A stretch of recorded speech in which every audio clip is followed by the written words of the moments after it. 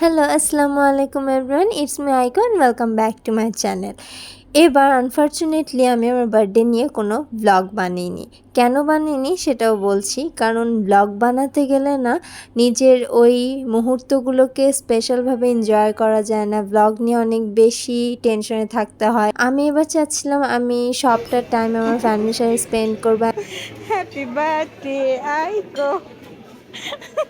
আম্মু প্রতি বছরই আমার বার্থডেটাকে একদম আন্নাই নতুনত্বভাবে আইকো, নতুন নতুন ইউনিক তোমার কেক আইডিয়া কোথায় দিয়ে সে আইকো? আমার বার্থডেটাকে সেলিব্রেট করে। কোনো বার্থডে আমার এমন নেই যেটা খুব নর্মাল গিয়েছে, প্রতিটা বার্থডে আমার স্পেশাল গিয়েছে। এইবারও কোনো প্ল্যানিং না থাকার সত্ত্বেও আমার বার্থডেটা খুব স্পেশাল হয়ে গেল।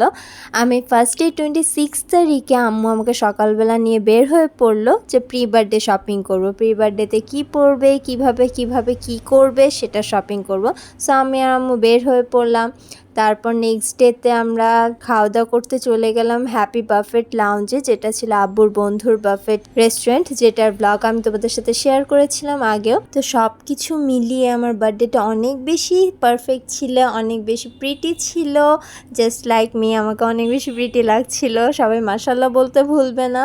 অ্যান্ড হ্যাঁ, ব্লগ করিনি কারণ হচ্ছে আমি চাচ্ছিলাম এই পুরোটা সময়, যেহেতু আমার একটা স্পেশাল ডে এটা, অ্যান্ড আমি স্পেশাল ডেটা আমি আমার ফ্যামিলির সাথে অনেক বেশি এনজয় করতে চাচ্ছিলাম, যার কারণে আমি ব্লগ করে শুধু আমার টাইমটা নষ্ট করিনি, মুহূর্তগুলি নষ্ট করিনি।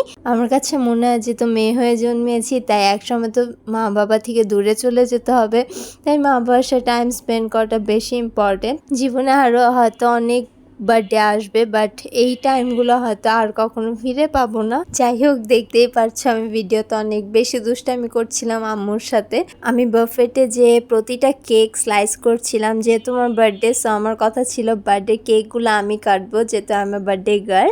অ্যান্ড সব কিছু মিলিয়ে আমার বার্থডেটা অনেক বেশি পারফেক্ট ছিল। বাট হ্যাঁ, আম্মু কিছু ক্লিপস নিয়েছিল, সেটার মাধ্যমে আমি তোমাদের সাথে কিছু ক্লিপস শেয়ার করলাম আমার বার্থডে। সবাই ভালো থাকবে। আসসালামু আলাইকুম এভরিওয়ান।